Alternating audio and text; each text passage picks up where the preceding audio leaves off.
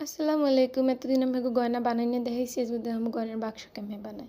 তো এই গয়নার বাক্স বানানোর লাগে মোর যা লাগবে মুই আগে লইছি। আর এই যে অ্যালোভেরা জেলের বাটাটা মোর বাসায় আগে হইতেই আসলে, এটা দিয়ে মুই আজকে গয়নার বাক্স বানাই। আবার প্রথমে আমি বাড়ার চারপাশে এরকম সুন্দর করে গাম লাগাই এলাম। এরপর পাড়ের দৈর্ঘ্য এরকম সুন্দর করে আস্তে আস্তে গোল গোল করে পেঁচাই ফেলাইবেন। এই তো পেঁচাইনো হয়ে গেছে। এরপর হচ্ছে যে পিছন দিকটাও এরকম সুন্দর করে সেম ওয়েতে আমি এরকম করে পেঁচাই ফেলামো।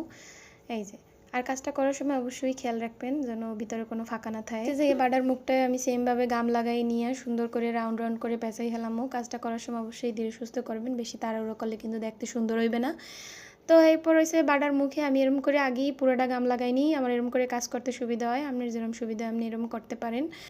আর আমি এই জায়গায় কিন্তু পুরাটাই ফেভিকল গাম দিয়েই কাজটা করছি, অন্য কোনো গাম ব্যবহার করি নাই। আস্তে আস্তে করে পেঁচাইবেন, বেশি তাড়াহুড়ো করলে কিন্তু দেখতে সুন্দর হইবে না। তো সবাই আজকে মনে করতে পারেন ও মা কালকে তুই সুন্দর করে কথা কইস, আজকে এরকম করে কথা কয় কি লিগে। আসলে সবাই কইতেছিল যে তোমার নিজের